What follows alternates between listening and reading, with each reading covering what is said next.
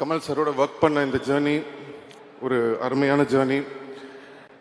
நிறைய கற்றுக்க முடிஞ்சது. பொதுவாக நான் படங்கள் ஷூட்டிங் போகும்போது புது ஆக்டர்ஸ் இல்லை புதுசான யாராவது வந்திருக்காங்க அப்படின்னா அவங்க நம்ம கூட டான்ஸ் ஆடும்போதோ இல்லை பெர்ஃபார்ம் பண்ணும்போதோ ஒரு விஷயம் சொல்லுவாங்க.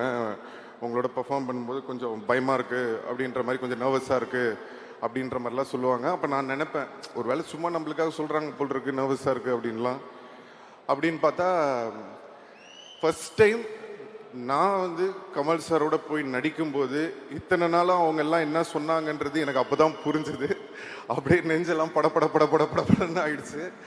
பட் அவர் அவ்வளோ அழகாக, அதெல்லாம் ஒன்றும் கவலைப்படாதீங்க, அதெல்லாம் தூக்கி ஓரம் வச்சுட்டு இந்த கேரக்டர் நீங்கள் சூப்பராக பெர்ஃபார்ம் பண்ணோம், உங்களுக்காக இவ்வளோ நல்ல ஒரு கேரக்டர் மணி சார் கொடுத்துருக்காரு, தைரியமாக பண்ணுங்கன்னு சொல்லி ஒரு தன்னம்பிக்கை கொடுத்தாரு. தன்னம்பிக்கை கொடுத்தது மட்டும் இல்லை, நீங்கள் ட்ரெய்லர் பார்த்துருப்பீங்க, அவருக்கு பக்கத்தில் ஈக்குவலாக நடிக்கக்கூடிய ஒரு ஆப்பர்ச்சுனிட்டியும் கொடுத்துருக்காரு. தேங்க்யூ கமல் சார், என்னைக்கு மறக்க மாட்டேன். Thank you so much.